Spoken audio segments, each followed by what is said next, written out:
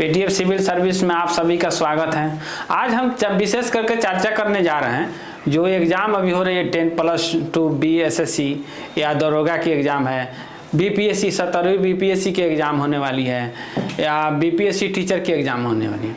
अब बात रही कि इसमें सब्जेक्ट वाइज सब्जेक्ट किस तरह की तैयारी करें। आज हम विशेष करके राज्य व्यवस्था से संबंधित टॉपिक पर चर्चा करेंगे कि कहाँ से कितने क्वेश्चन कैसे कैसे पूछे जाते हैं। अब कल के वीडियो में हम बताए थे कि राज्य व्यवस्था से संबंधित कहाँ से क्वेश्चन पूछे जाएंगे, कितने टॉपिक हैं, सारे टॉपिक का हम नाम लिखवाए थे। जैसे उद्देशिका से क्वेश्चन पूछे जाते हैं, संवैधानिक स्रोत से क्वेश्चन पूछे जाते हैं, संवैधानिक विकास से क्वेश्चन पूछे जाते हैं, संविधान में भाग कितने हैं यहाँ से पूछे जाते हैं, संविधान में अनुच्छेद कितना है यहाँ से क्वेश्चन पूछे जाते हैं।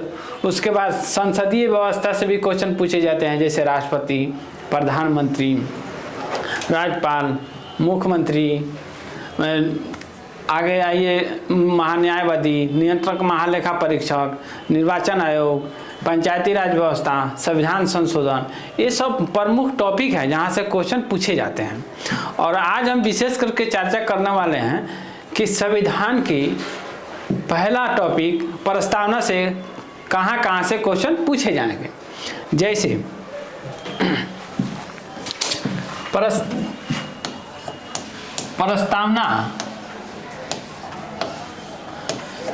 प्रस्तावना से क्वेश्चन ये पूछे जाते हैं कि प्रस्तावना पेश किसने किया था और किन की सोच थी। तो जवाहरलाल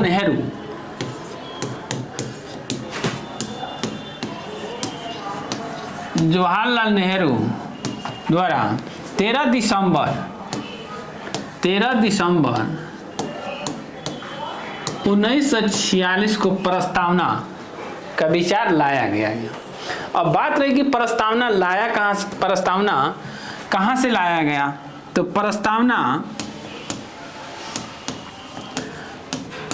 प्रस्तावना अमेरिका से ले आया गया, अमेरिका से लिया गया। और प्रस्तावना की जो भाषा है, प्रस्तावना की जो भाषा है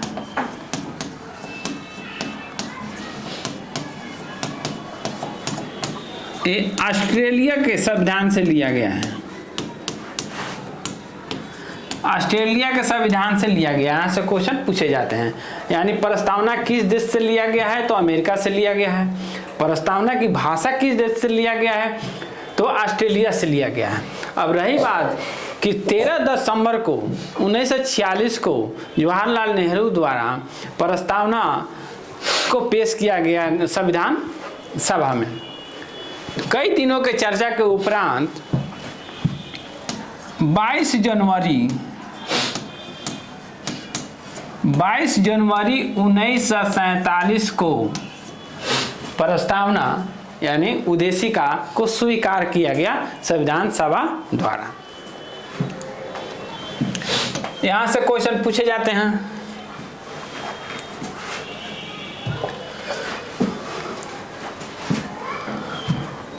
अब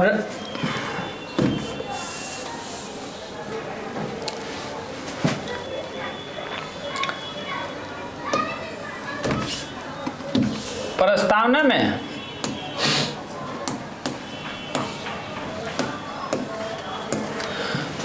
कहा गया कि हम भारत के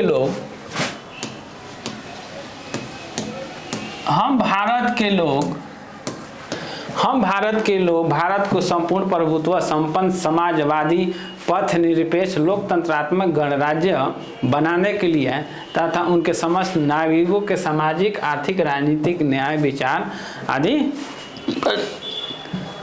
के लिए चर्चा किया गया है। कि यानी संविधान का जो स्रोत है ये कौन है, हम लोग यानी भारत के लोग हैं, यानी हम हैं। और यहां से एक और क्वेश्चन बनते हैं कि संविधान अंगीकार किया गया है, यानी संविधान अंगीकार किया गया 26 नवंबर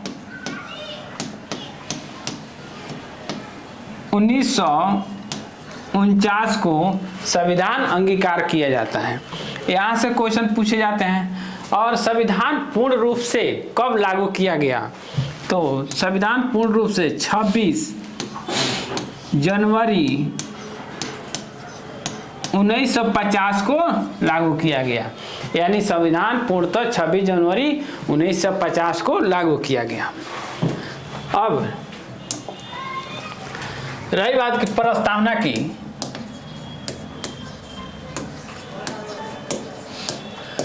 तो प्रस्तावना से संबंधित पहला मामला 1960 में उत्पन्न होता है, बेरूबाड़ी संघ के मामला।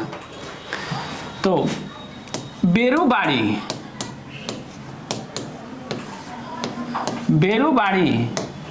संघ की मामला 1960 में सामने आता है।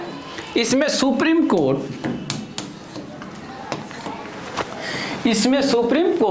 स्पष्ट कहता है कि प्रस्तावना संविधान का भाग है, लेकिन संसद इसमें संशोधन नहीं कर सकती है। यानी संसद इसके मूल ढांचे में संशोधन नहीं कर सकती है, सुप्रीम कोर्ट ने कहा 1960 में। फिर मामला आता है केशवानंद भारती बनाम केरल।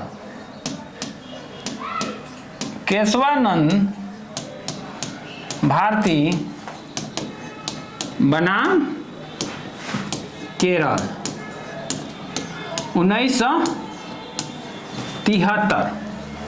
1973 में सुप्रीम कोर्ट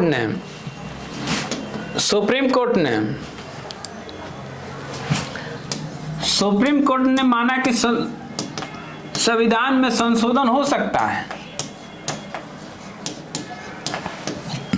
केशवानंद भारती बनाम केरल 1973 में मामला आया, तो इसमें सुप्रीम कोर्ट ने कहा कि संविधान में संशोधन हो सकता है, लेकिन प्रस्तावना के मूल ढांचे में संशोधन नहीं हो सकता है।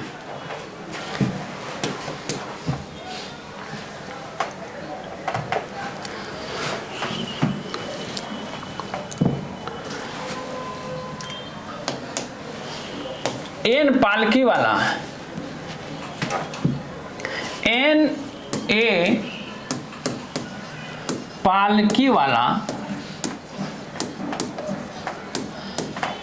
पालकीवाला ने प्रस्तावना को क्या कहा? यह एक परिचय पत्र है। एन पालकीवाला ने प्रस्तावना को क्या कहा? यह एक परिचय पत्र है। जैसे हम कोई सा बुक उठाते हैं तो उसमें पहला पृष्ठ में लिखा गया है कि कौन सा टॉपिक कितने पेज में है, सब चीज़ का अलग अलग चर्चा किया गया है। उसी तरह यह परिचय है, पूरे संविधान का परिचय है कि संविधान किसके लिए लिखा गया है, कब लिखा गया है और संविधान का उद्देश्य क्या है। सारी चीज़ों को प्रस्तावना के माध्यम से बताया गया है।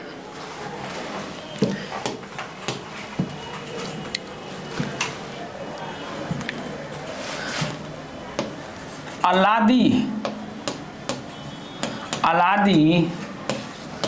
कृष्ण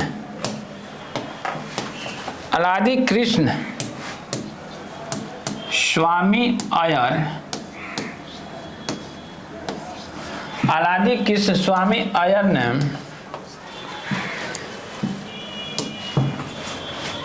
प्रस्तावना को कहा कि दीर्घकालीन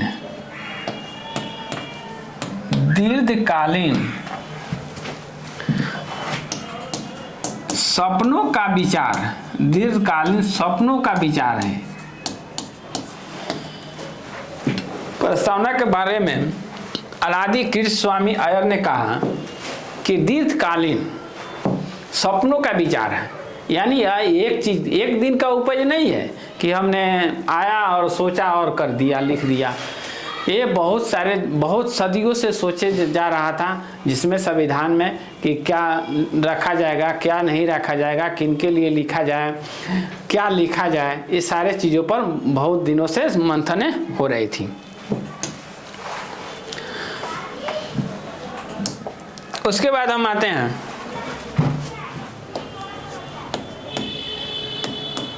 प्रस्तावना के विभिन्न अंग कितने हैं। इसमें सारे चीजों को अलग अलग बताया गया है, जैसे संविधान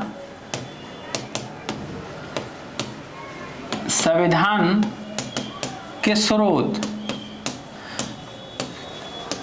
संविधान लिखने का स्रोत यानी हम लिए, यानी संविधान सभा जब संविधान लिखा रहा था तो उसमें सारे प्रांत के लोगों को शामिल किया गया था, यानी हमारे लोग थे, यानी हम लोग। यहाँ इससे इसका अर्थ होता है हम लोग। संविधान का स्रोत है हम लोग। इसका स्वरूप क्या है, इसका स्वरूप पर चर्चा कर देंगे। इसका स्वरूप क्या है? इसका स्वरूप है संपूर्ण प्रभुत्व संपन्न, यानी संपूर्ण प्रभुत्व संपन्न, यानी हम संपूर्ण तरीके से, संपूर्ण रूप से, आंतरिक और बाह्य रूप से सक्षम हैं अपना निर्णय लेने में। हम किसी विदेशी देशों के द्वारा या किसी विशेष वर्गों के द्वारा थोपा गया निर्णय नहीं ले सकते हैं। हम अब स्वतंत्र हैं आंतरिक और बाह्य रूप से। समाजवादी,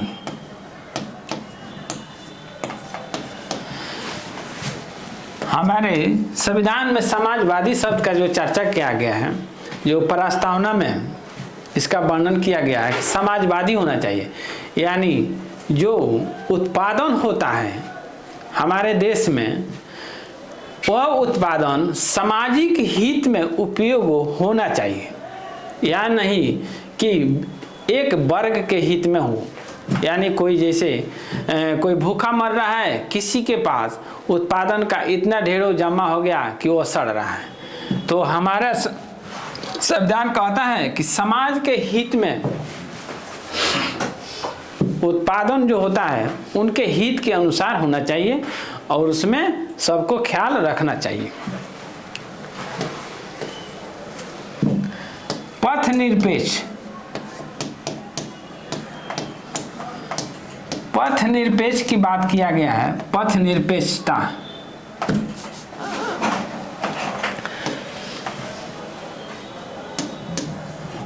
पथ निरपेक्ष यानी हमारे राज्य का कोई धर्म नहीं है। हमारे देश में कई धर्मों को माना गया है और व्यक्ति अलग अलग धर्म को मानने के लिए स्वतंत्र है, उनके ऊपर कोई प्रतिबंध नहीं है। पथ निरपेक्ष।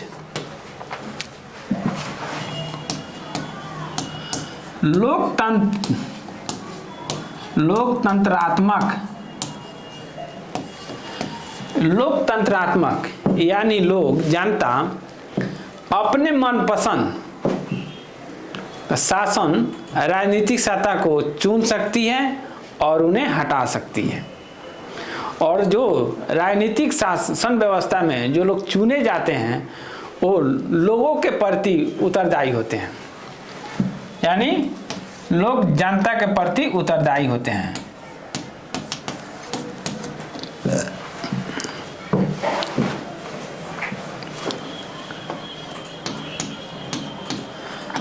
गणतंत्र, प्रस्तावना में गणतंत्र शब्द का प्रयोग किया गया है। गणराज्य, गणतंत्रात्मक व्यवस्था की जो बात की गई है, यानी हम पूर्ण रूप से स्वतंत्र हैं।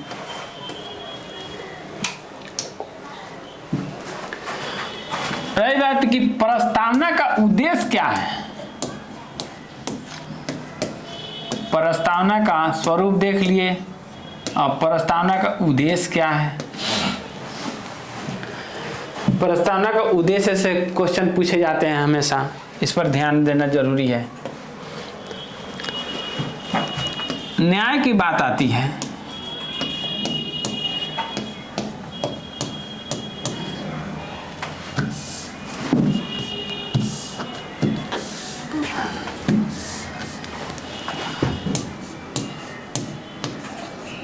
सामाजिक न्याय, राजनीतिक न्याय, राजनीतिक न्याय, आर्थिक न्याय। सामाजिक न्याय यानी समाज में जो लोग रहते हैं उनके बीच जाति, धर्म, वर्ग, लिंग के आधार पर किसी प्रकार के भेदभाव नहीं होना चाहिए। उन्हें एक सामाजिकता होना चाहिए कि सारे लोग एक जगह मिलजुल करके रहें। ये सामाजिक व्यवस्था को हमारे संविधान अपनाया है। राजनीतिक न्याय, राजनीतिक न्याय में कहा गया है कि वोट मताधिकार का प्रयोग किया गया है कि बेशक मताधिकार का संविधान में बेशक मताधिकार का वर्णन किया गया है, जिसमें कहा गया है कि लोग राजनीतिक सतह पर इलेक्शन लड़ने के लिए मतलब वो अधिकारी हैं और वो राजनीतिक सतह में ऊंचे से ऊंचे पद पर पाने के लिए अधिकारी हैं। आर्थिक न्याय में कहा गया है कि उत्पादन का सही रूप से और सामान्य रूप से उसका वितरण होना चाहिए।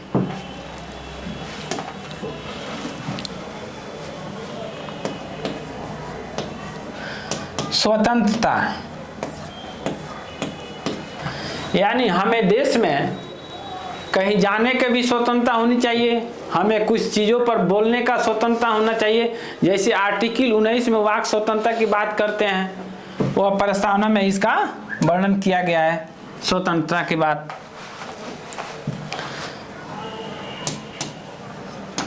व्यक्ति की गरिमा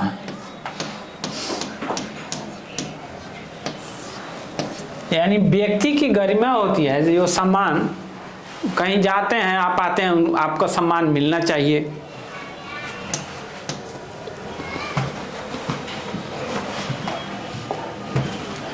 प्रस्तावना में ये कहा गया है कि अखंडता, व्यक्ति की गरिमा, अखंडता और राष्ट्र की एकता की चर्चा किया गया है।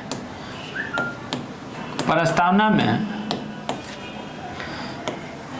व्यक्ति की गरिमा, राष्ट्र की एकता और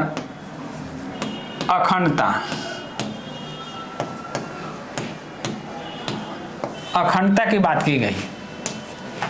यानी राष्ट्र के सभी लोगों में एकता होना चाहिए, भाईचारे होना चाहिए, सभी में विचारधाराओं का मेल होना चाहिए।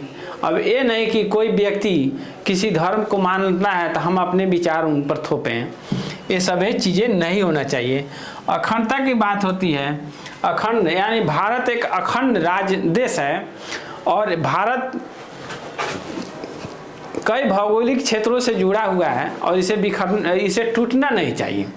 जैसे देखा जाए, जैसे साउथ भारत में देख चले जाइए, नॉर्थ भारत की बात करें या पूर्वी भारत में या पश्चिमी भारत में, तो ये सारे एक अखंड राज्य है और सबके बीच बंधुता की भावना होना चाहिए। यानी हमारे देश के सारे लोग एक भाई के समान हैं और हमें उनके साथ एक भाई के समान ही व्यवहार करना चाहिए। और